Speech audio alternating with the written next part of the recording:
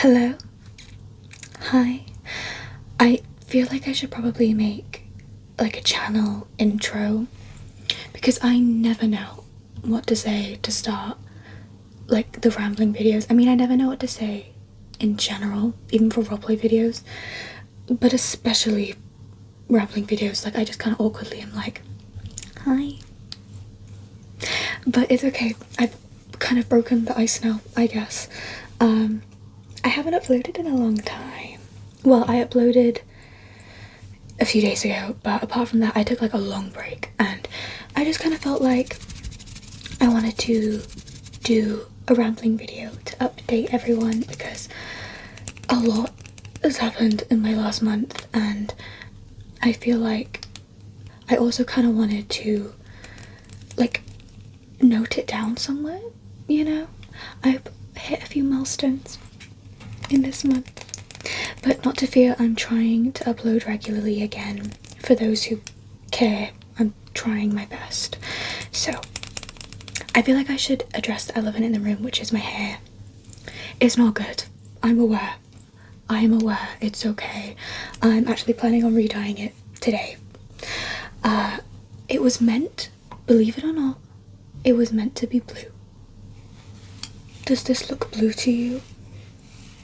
No. It does not look blue. I think that it was an issue with the hair dye. I am going to not take accountability for my own actions, and I'm going to blame it on the hair dye because I've used that hair dye brand before, and for the most part I've had really good experiences with it. It's like live hair dye. Like I used to dye my hair red. I've been dyeing my hair red for around 3 years consistently. Every time it's been fine, apart from the last few times where suddenly it just didn't take to my hair and it came out in 3 washes, and I don't know if it's an issue with the hair dye or an issue with my hair being like too overly dyed. But I think it might be an issue with the hair dye because the dye didn't even take to my roots, and that's virgin hair, so I think that they might have changed like the formulas or something. But yeah, that happened. I previously, when I used the hair dye before and it didn't hold, it also had like a bleaching element to it, but it was not clear on the box. So then I ended up accidentally bleaching my hair, and I got ADHD. If you do not plaster that in big bold letters, I will not see it. I will not see it. So yeah, and then I ended up doing it again because I accidentally forgot and I bleached it twice. And this hair dye did not say anywhere on the box, and I have reread it multiple times. It does not say it has a lightener. Then tell me why there is a big ol' light patch in the back of my roots. What's that about if there's no lightener? So I don't know what happened, but honestly I don't hate it. I don't hate the hair. It's growing on me. It was quite an impulsive decision. Well, it wasn't an impulsive decision because I had been wanting to dye my hair blue since like October, November, because I had a really big arcane hyperfixation and I saw Caitlin's blue hair and I was like, I want that on my head. So it is not an impulsive decision, but I pulled the trigger on it really quickly for another reason, because I was in the hospital which I will get into later on in the video. We're talking about the hair right now, but that's a little spoiler, I guess. I was in the hospital, and I find that whenever I have like a stay at the hospital, I end up like wanting to cleanse myself, like start afresh when I get out, like rub myself from all the bad vibes. So it was either this, I dye it blue, or I dye it red, and I'm planning on dyeing it a really dark red again, which I know is like the complete opposite, but I feel like this hair is so patchy that I'm just gonna shove a really dark, really dark red over the top of it and hope for the best. Because at the moment, this bit is cute, but then down here it's just giving grey, and then other parts it's giving I'm a country girl who's just also rolled around in iron filings because she's got random grey patches in her hair. And that's not the vibe that I'm going for. So we're gonna shove a really dark red over the top and hope for the best. And I've used that hair dye before and I know that it's good. And for the most part, my hair is quite neutral coloured, so I think that it will take the dye on okay. I think that this is just the only bit that I'm questioning, but we will see. We'll see. I'm not that pressed about it. I'm pretty chill. I have an amazing skill of being able to romanticize like anything. So I feel like even if I stuck to this hair, I could make it work. Like right now I'm feeling very like, oh, I'm just a little ratty girl who's tried her best to dye it, basically just my situation. But I'm like, yeah, but it's so aesthetic, you know, even though it's probably a bit not. But yeah, that was the hair ramble. That went on for 6 minutes. That's a lot. Watch me completely like flop now. Next video, bald. Because right now I'm feeling confident that it's gonna work out. The next video, we got a pixie cut. We're like, yeah, it all fell out. Let's hope not. Can you cross your fingers for me? Cross your fingers for me. Do it. Thank you. Thank you. My hair still feels pretty healthy though, which I don't know how, because I'm planning on re-dyeing it today, and I only dyed it a few days ago. My ADHD brain cannot tap and ramble at the same time. We'll try again in a minute. I didn't want it to be like freshly dyed, so I washed it a shit ton of times. I think I washed it like 4 times in one day, and you'd think that would like really screw up my hair, dry it out to the gods. It did, but then I put loads of hair masks on and it feels better than it did before, and it's a little bit faded, so the dye will take onto it a little bit better. Okay, that was the hair ramble. Let's start at the beginning, when I like stopped uploading for a little bit. I actually am employed again. Yay. She's employed. We'll see how long that lasts, because of my health makes me take loads of time off and then they fire me. It's a continuous cycle, but I got my fingers crossed for this one. They seem pretty chill about it, so let's hope. But yeah, I was unemployed for like the month of January, and then I got a job again at the beginning of February, and I am a bartender / entertainer kind of thing, because I also do a bit of dancing and stuff there as well. Whenever I say that, I feel like people are gonna think that I'm a stripper, because I'm like, oh yeah, I'm a bartender, but I'm also a dancer. Like it gives stripper energy, and nothing wrong with that, but I'm not. I was saying it to the people in the hospital. They were like, what do you do? I'm like, oh, I'm a bartender and a dancer at the bar. And then they would give me some weird looks. Let's not judge. I'm not, but let's not judge. I keep my clothes on, thank you very much. But it's a lot more up my alley. I actually went to the audition because they didn't really care about bartending experience. They just kind of mostly cared about the entertainment factor, and I dance, so that was good for me. I only kind of went to the audition for the giggles. I wasn't planning on going. I wasn't planning on taking the job if I got it, because it's a little bit far from my house, you know. Early hours of the morning, like when oh my god, I almost fell. We lost her balance. But when I like finish like a night shift, like I get home at like 7 in the morning, so it wasn't like I wasn't planning on actually taking it, because it didn't really seem like a realistic job for me, but I went because I was like, I just want like a fun little dancing day, you know. And then I went, and it was so fun. Like, it was so fun. All the girls were hyping everyone up. Like, the energy was really good. And also, I hadn't like properly danced in a long time because of health things like that. And also, like, it's just hard to find places to dance when you're not in like classes and an education where that's expected from you, because I did dance in uni.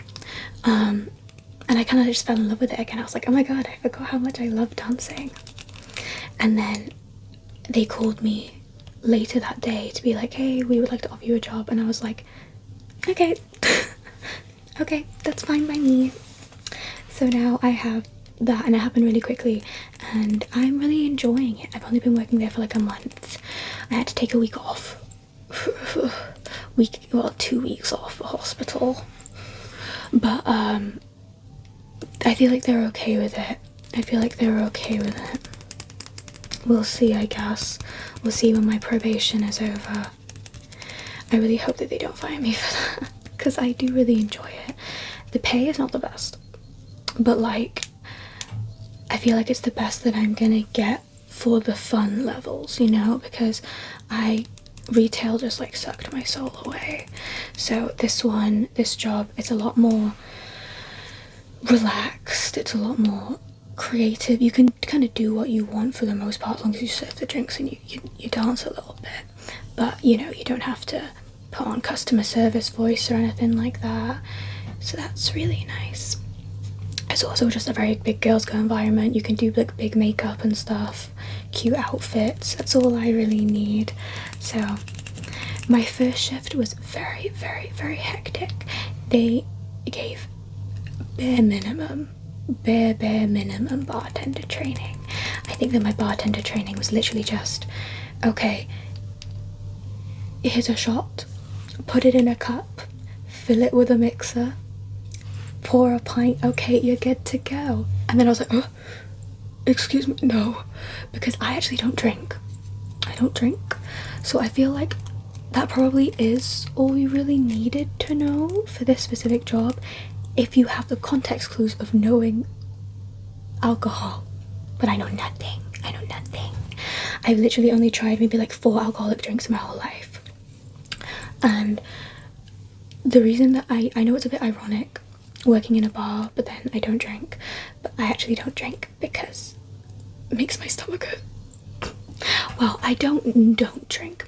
I drink maybe once every 4 months, but that's why I just say I don't drink, because I basically just don't drink.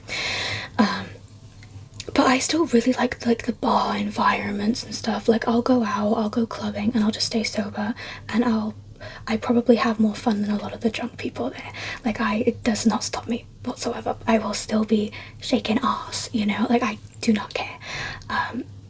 I kind of just like pick up on the vibes of everyone else who's drunk, and then I feel drunk because they feel drunk, if that makes sense. The ADHD does help, I gotta say. I just like, any amount of energy that anyone gives me, I will match. Even if you are going cuckoo crazy, I will match it, and I will also feel cuckoo crazy. So I love going out, even if I stay sober. But I still like barely know anything about alcohol. So then it was my first shift, and it was a rugby night on a Saturday. Barely any training. Full on just being like, okay, go serve those people. It was so hectic. There were probably like 40 people at the bar at one given time, and there were like 10 of us, so it was always like go. And I was like, oh my god. And someone asked for Gordon's gin, but they didn't specify gin, and I was like, what's Gordon's? Like, I literally didn't even know what the most popular brand of gin was. Like, that's how little knowledge I had. I was like, oh my god, like, I didn't know what to do. Someone asked for like Strongbow, which is like, I think it's like a cider of some sort. I know how to serve it now. I still barely know anything. And I was like, what is that? I like mixed up like a Deserrano and a Desperano. It was like crazy. One guy wanted Dead Man's Finger rum, and I never heard of it before. So and it was really loud, bear in mind, because it's like, it turns into like a nightclub at the night. So I was like, what? And they were like, dead man's finger. I thought he said monkey's finger. So I was going around to people being like, is that like monkey's finger? And they were like, girl, no. What are you talking about? But I picked it up very quickly and I kept going. I was like getting L after L. I was like embarrassing myself time and time again. But I feel like I'm good at it now. I know basically everything on the menu. Do I know what any of it tastes like? No, never tried it. When anyone asks for recommendations, I'm like, ask someone else, girl, I don't know. But it's okay, because at least if I can do my job, that's all that matters. And I can do it now. And it's really fun. I enjoy it. I feel like I'm playing like a Papa's Freezeria game. They're like, oh, you want like 2 shots of vodka with Coke? Okay, I got it. Pour it out, put the ice in. You know, I know what I'm doing. It's really fun. I really like making the cocktails. I really like making cocktails because then it really feels like a Papa's game. And it's fun. It's fun. Soothes my brain. It's also very fast paced for the most part, which I enjoy, because then the time flies so fast because you just kind of don't have time to think, and that works for me. I like that. I do feel like I'm slightly judged there a little bit for not drinking though. There was like this one co-worker who thought that I was a Mormon. Like actually, someone said that like, oh yeah, Issa doesn't drink, and she genuinely thought that I was a Mormon. So now I feel like, shout out Mormons, I guess, I don't know, but I'm not a Mormon. I'm like really unreligious. But then like whenever I mention that I don't drink, I feel like I have to clarify because my stomach hurts, because I need to shoot down those Mormon rumors. But also I feel like that's a little bit like, do you really think a Mormon would work in a bar? I don't know, do what you gotta do, I guess, but I feel like that goes against the religion a little bit, right? I don't know, I'm not educated on Mormons. I don't know, but I'm not. But that was very funny. It's very embarrassing, by the way. Like, imagine like not being able to drink because you get stomach aches. Like, it's a bit funny. It's pretty I have a giggle whenever I say it. Like, I'm aware that's the lamest thing ever, but it's me. So yeah, I got that. And then another big piece of news is that I'm going to uni next year. It was, once again, very impulsive, very quick decision. I decided to apply for unis in January, just for the giggles. I didn't actually plan on like going. Like, I was just wanted to apply because I wanted something to do. I wanted to have fun making a little portfolio, you know. It's fun, it's goofy and fun, and I really like going to interviews. I enjoy that a lot. So I decided to apply for a bunch of unis. I have no fashion design experience outside of being self-taught, but I applied for like fashion design unis, and I actually put my education in wrong, and I said that I only had a level 2 BTEC when I actually have a level 2 and a level 3 extended diploma. So a lot of them didn't even contact me back. I did fix the mistake, but I feel like the damage was done because they don't go and double back on your applications, you know. I did email a lot of them, but a lot of them just didn't reply. But it doesn't matter, because the one that I wanted to go to the most gave me an interview, and I went there and I loved the uni. I was once again going there not expecting anything, but I went there and I loved it. Like, it was so fun. And I got an unconditional offer, so that is brilliant. I'm so happy about that. It's in fashion design as well, which is something that I wanted to do for a long time. I was actually even considering doing a level 3 BTEC in fashion design. I ended up going with performing arts. Kind of regret it, but it's been like weighing on my mind for years and years and years and years.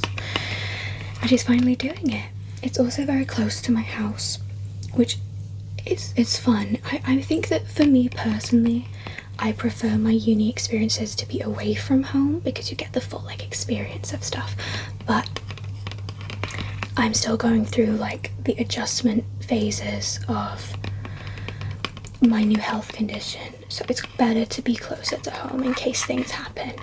But even though I could travel there back and forth, I'm gonna get student accommodation so I can still get the feeling of independence. I was actually planning on moving out for a little bit with one of my best friends, but then that went down the drain when I got into uni because I was like, hey, I love you, we're definitely gonna live together one day, but I need to do this. You know, it felt right, and it's also, I feel like it's the right step for me career-wise, you know, because it's something that I'm so passionate about, and it's not as physically demanding as performing. And this is also really good because that means that I can, if I pass my probation, I can keep working at my job while also being in uni, maybe cut down my hours to maybe like 1 or 2 a week, and then I'll have a bit of extra cash as well, which will be great. So I'm very excited about that. And that's when the bad stuff happens. That's when we're at the hospital section of the rambling video. Yeah, not the best part. Gonna have a sip of orange juice. I love orange juice. It's so nice. Yeah, I was feeling a bit sick for a while. For those who don't know, I have 2 chronic illnesses. One is eczema, severe chronic eczema. People always say, they're like, oh, I have eczema too, and they show like a little bit on their elbow. No, I have eczema. And I know that you can't tell right now, but that's because I'm on a very, very, very, very heavy medication. But when I'm not on that medication, it's like so bad that I can't walk kind of vibe. So that also lowers my immune system down. So that means that I get sick a lot because I don't have like my skin barriers are like, most people's skin barriers are like, when a cold comes or like an illness comes, they're like, back off, we're gonna protect this person. My skin is like, yeah, come in, I guess. So I get sick a lot, and that affects me more than the actual eczema does, but it still counts as like the eczema, you know, because that's the cause of it. And then my second one is Crohn's disease, which people think is just a pooping one. It is not. It is not just a pooping one. I'm being very vulnerable right now because I'm not gonna lie, there's loads of jokes and stuff on the internet, which is, I get it, it's a funny little disease, but it does make me very insecure about it. Like, I don't like to talk about it, even though it affects me a lot. My symptoms of it, the ones that how I suffer from it, is like my stomach hurts so bad. It also tires me out a lot. Like, I get a lot of fatigue, to the point where like often I can't get out of bed because my limbs just like decide we're not working today. I also get like vomiting, a brain fog, which is the random one.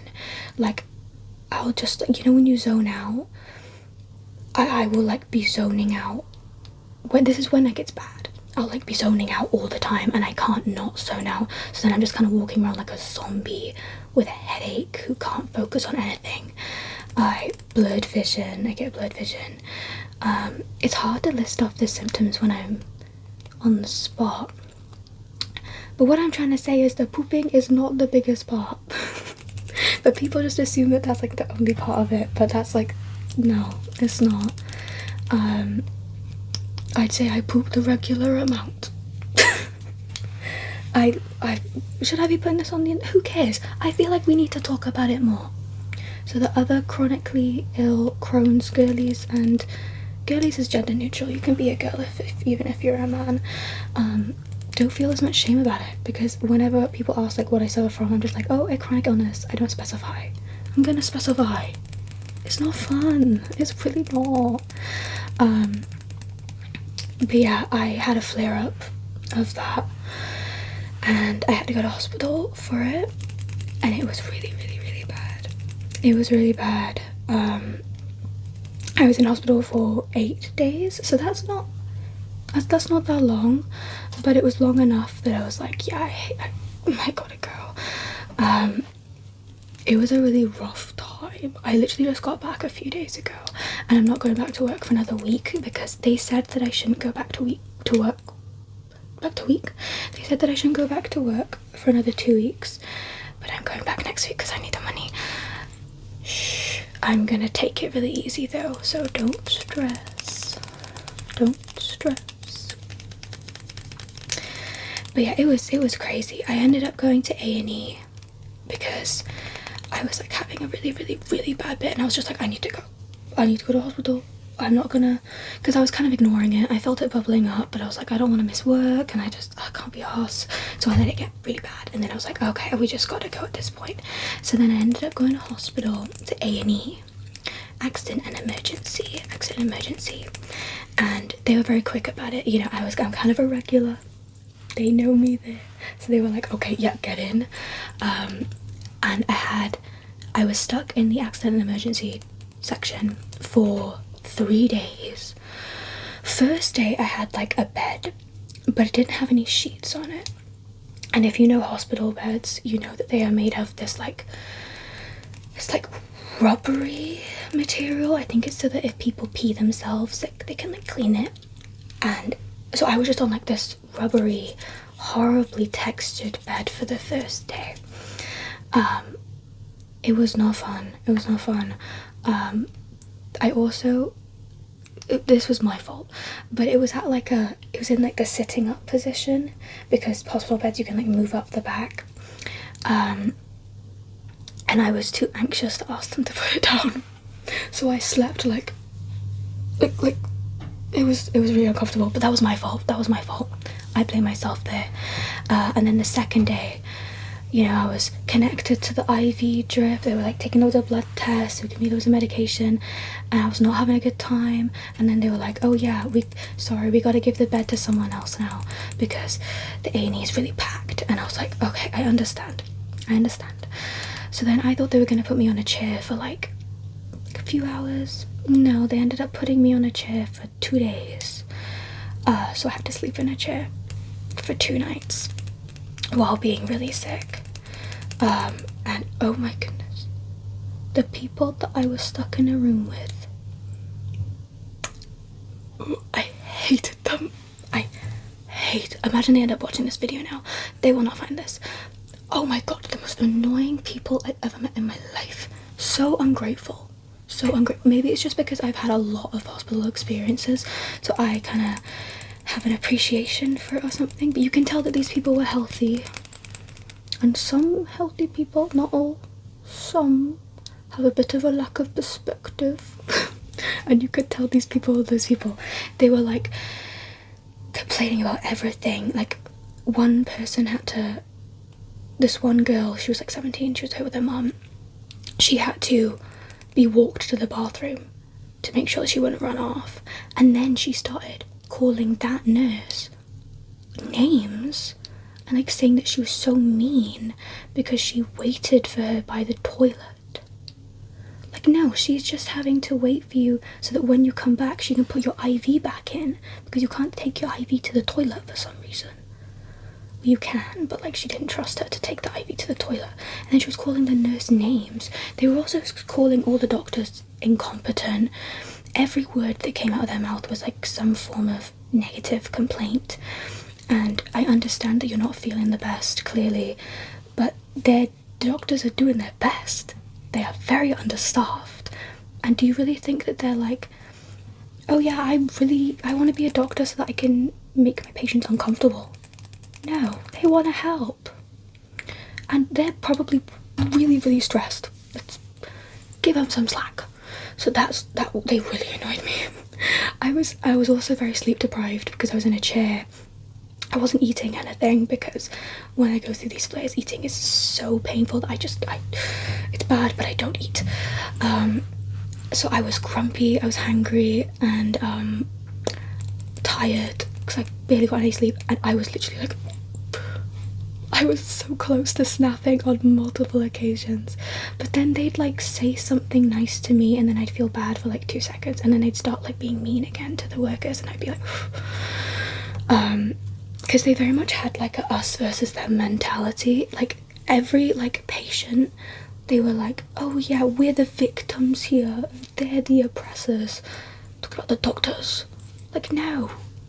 So yeah, they were nice to me, but like, I don't care. You were horrible to all of them. I don't like you. But luckily I got to leave that hospital section after 2 days. Maybe I'm being a bitch. No, I'm not. They were being horrible to the doctors. I don't care. If you're mean to people who are just trying to do their job and not even being mean, I don't like you. Sorry. Let's be nice to workers, please. Orange juice break. But after that, I got sent to an acute ward, which is for people who are planning on having shorter stays. And I was then in with loads of old people. I had a bed, and I was in a ward with like 6 other people, and I form parasocial relationships whenever I'm in these kind of situations. I kind of decide, I'm like, oh yeah, we're all in this together, we love each other, we're having a good time, you know. I didn't talk to any of them because I'm really antisocial in hospital situations, which I think is fair enough. Some people are really chatty, I'm not. And then, but I just kind of decided that they were all my grandparents. They were my grandparents to me. This one guy beside me, bless him, he was having really a hard time with a breathing condition, which means that he would have to be like hooked up with a machine at all times of the night, which was really, really loud, and I didn't get much sleep. And bless him, like the next day he was like apologizing. He was like, I'm so sorry if you didn't get any sleep. I'm like, girl, you're good, you're just trying to survive. Imagine if I was like, yeah, turn off the machine, stop breathing so I could take a little nap. Like, no. So I loved him. He was very nice. They also had The Chase on, which if you don't, The Chase is definitely a British show. I often say things in videos, I'm like, I don't know if that's British. And then I Google and it's just like the most global thing ever, like Lush. I thought that the Lush was a British thing. No, they have that everywhere. Don't, you're stupid. But I know The Chase is a British thing. It's basically just like a game show where it's like a trivia game show, but then these random people go against these like masters of trivia, and they have to try and beat the masters of trivia, and they like barely ever do. But I love that show. I only ever watch it when it's like on, like I don't go searching for it, but whenever it's on I eat it up, and I always try and guess the answers, and I never do, but I have such a good time. So I was like in bed, I was watching The Chase, everyone was watching The Chase, like everyone's heads were all like turned in their bed, and it felt like such like a nice like group activity. I feel like we bonded after that, even though none of us ever spoke. I feel like we bonded. But I was there for 2 days, and then I went up to a specialist ward. Finally I went up to the gastro ward for the people with the stomach issues, and then I was in a ward with 3 other old women, and once again I immediately went in and I was like, you guys are my grandparents, you're all my grandmothers. And they were actually really sweet, they were really nice, but I was only there for like a few hours, and then I got moved to a different ward, and I was there for 2 days. And then I finally got moved into a singles room. I had my own private one, and I felt like royalty. Oh my god. I always feel really bad in hospital though, because even though I can't do anything, like literally walking to the toilet, I will throw up because of the movement, I'm still like, oh no, but don't wait on me. Like I feel really bad, even though it's literally their job and I can't do anything without dying. But like the people, the cafeteria workers would like come in and be like, so what do you want for lunch? And then they'd like bring me my lunch into my bed, and I felt so bad. I felt like I just felt like I'm not royalty. Wait, let me go cook my own food, even though I barely cook anyway. But I felt really bad, especially when they'd come in and be like, clean my room a little bit, and I just have to sit there like while they're like scrubbing the floors. I'd be like, let me help you, but obviously I couldn't physically do that. But I felt really bad. So that was that. I very much go through like physical like sensation blindness, if that makes sense. Like as soon as I'm out, like I kind of forgot what I felt. I had a weird health thing yesterday though. It was quite scary. It was actually while I was filming my other video. I like randomly started seeing like colours, and like the world looked like a kaleidoscope, and I think 5 minutes after I turned the camera off, I like collapsed to the floor, and I didn't go unconscious, but I feel like I was so close to going unconscious, and I was like, what is that about? And then that happened again later on that day, and I'm going out today. I don't want that to happen in public, so let's hope that that's okay. I still feel very bad physically. I still can't eat much, and my body is very, very achy, and we still got a little bit of the brain fog. Still got a little, like, it feels dizzy up here. I still feel very, very nauseous, but I'm out, I'm at home, and that's all that matters. I need to go to town today because I need to get loads of stuff, which I'm not happy about, but it's okay because I'm gonna see one of my best friends while I'm there, and I've warned them beforehand. I'm like, just so you know, we're gonna have to take it slow. We're gonna have to take it very, very slow, like walking for 2 minutes and then sitting down for a few minutes kind of vibe. But that is okay, and I think that that's everything that kind of happened, if you know what I mean. Like, it wasn't, not that much has happened, but the few things it did, quite big changes. So yeah. Oh my god, also I'm starting a new injection soon, which I'm so happy about. I'm so happy about, because I'm got an injection for my eczema. I do not have an injection for my Crohn's. I actually don't have any permanent medication for my Crohn's, hence why I keep getting flares. But now they've like fast forwarded the process and I'm getting an injection for it. It's really scary though, because one of the potential side effects is cancer, but you know, it's obviously very low, but it is still a possibility. So that was very, very scary to hear, but we'll probably be fine. We're going to be heavily monitored. I'm going to be heavily monitored, not us. Not you, you're fine. But I'm going to be heavily monitored for the first year or so. But it's still kind of like just seeing it on the paper, and then you're like, oh, and like it was like enough of a possibility that they had to like fit, they had to tell me in person, like clarify, like, just so you know, one of the side effects is possibly getting cancer. And I was like, oh. It's also skin cancer as well, which is the biggest possibility. And as someone with a skin condition, I don't know if that means that I'm more at risk. That's just me just me guessing. They haven't told me that I'm more at risk. We'll see. Well, let's hope we'll not see. But yeah, it's still very exciting though. Probably means that I'll be able to hold a job, whereas before I couldn't. So I'm very happy about that. This video is 40 minutes long. There's no one still watching this. If you are watching this, you are honestly so iconic, and I love you so much, and you look really hot, and we should be best friends because you clearly like what I have to say. If you have watched to this long, give me a comment and I will reply. I'm really bad at replying to comments, but I will reply if you comment, if you made it this far. Say something about how good my hair is. Lie and make everyone think that they're wrong for not liking it. It'll be a little inside joke. Okay, I am gonna go now because I actually have to leave the house very soon.